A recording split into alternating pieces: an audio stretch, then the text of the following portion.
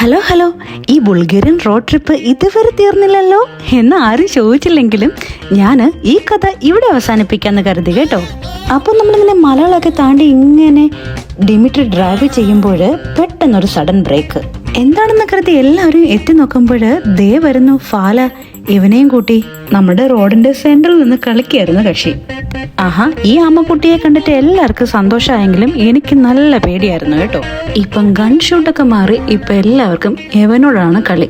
അങ്ങനെ കയറിയ മലകളൊക്കെ ഞങ്ങൾ ഇറങ്ങിക്കൊണ്ടിരിക്കുമ്പോൾ ഇടയ്ക്ക് വെച്ചിട്ട് ഇങ്ങനെ മലകൾക്കിടയിൽ നിന്ന് ഒലിച്ചിറങ്ങുന്ന ശുദ്ധമായിട്ടുള്ള വാട്ടർ കിട്ടുന്ന സ്ഥലത്ത് നിർത്തി. നമ്മള് വെറും വാട്ടർ ഗൺ മാത്രം ഉപയോഗിക്കുന്ന സോൾജേഴ്സ് അല്ലായിരുന്നു കേട്ടോ. ആഹാ, പിന്നെയോ, പിന്നെ എന്താ, നമ്മൾ ഈ എയർ ഗണ്ണൊക്കെ ഉപയോഗിച്ചിട്ട് ദേ ആ കാണുന്ന ബലൂണൊക്കെ തകർക്കണം. പിന്നെ പണ്ട് മുതലേ ഉന്നം ശരിയാകാത്തത് കൊണ്ടാണോ എന്നറിയത്തില്ല, അതോ അവർക്ക് ഇഷ്ടമുള്ളത് കൊണ്ടാണോ എന്നറിയത്തില്ല, എനിക്ക് 2 തവണയൊക്കെ ഷൂട്ട് ചെയ്യാൻ അവസരം കിട്ടി കേട്ടോ. അതും അടുത്തൊക്കെ കൊണ്ടുപോയിട്ട് ചെയ്യിപ്പിച്ചു.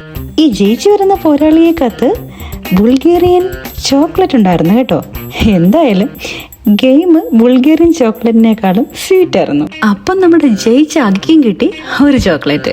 അപ്പം നമ്മൾ റോഡ് ട്രിപ്പ് ഗെയിമൊക്കെ കഴിഞ്ഞു. ഇനിയിപ്പോൾ എങ്ങോട്ടാണ് പോകുന്നത്? ഫുഡ് കഴിക്കാനാണ്. അവിടെ എന്താണ് നമ്മളെ കാത്തിരിക്കുന്നതെന്ന് അറിയത്തില്ല, നോക്കാം. അവിടെ എത്തിയപ്പോഴേക്കും ബുൾഗേറിയൻ റോഡ് ട്രിപ്പ് ഗാങ്ങിന്റെ വെൽക്കം ഡ്രിങ്ക് ഉണ്ടായിരുന്നു. ബുൾഗേറിയൻ വൈനും പിന്നെ അവരുടെ സ്വന്തം ബ്രെഡും ഉണ്ടായിരുന്നു കേട്ടോ.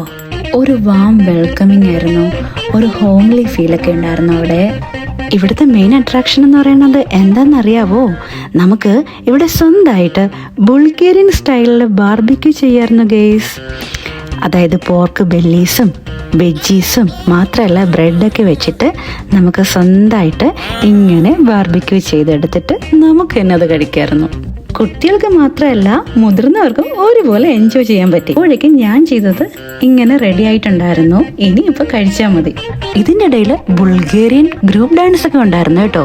അവർ നമ്മളെ പഠിപ്പിച്ചു. നമ്മൾ 2 പേരും ഉള്ളത് കൊണ്ട് വീഡിയോ എടുക്കാനൊന്നും പറ്റിയില്ല. ഇത് മാത്രമല്ല കേട്ടോ, മെയിൻ കോഴ്സായിട്ട് മാഷ്ഡ് പൊട്ടറ്റോയും പോർക്ക് സോസേജും പിന്നെ ബ്രെഡും ഉണ്ടായിരുന്നു. മാത്രമല്ല അവരുടെ സ്പെഷ്യൽ ഫ്ലേവേർഡ് ഹണിയും ഉണ്ടായിരുന്നു. എനിക്കിഷ്ടമായത് ലാവൻഡർ ഹണിയായിരുന്നു കേട്ടോ.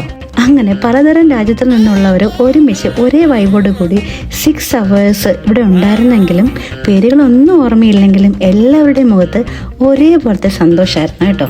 ബുൾഗേറിയ റോഡ് ട്രിപ്പ് അഡ്വഞ്ചേഴ്സിന്റെ ടൈമിങ്ങും ഓർഗനൈസേഷനൊക്കെ വളരെയധികം പെർഫെക്റ്റ് ആയിരുന്നു കേട്ടോ. അഗി എന്നോടൊരു റോഡ് ട്രിപ്പ് ഉണ്ടെന്ന് പറഞ്ഞപ്പോൾ ഇത്രയും രസമായിരിക്കുമെന്ന് ഞാൻ ഒരിക്കലും കരുതിയില്ല കേട്ടോ.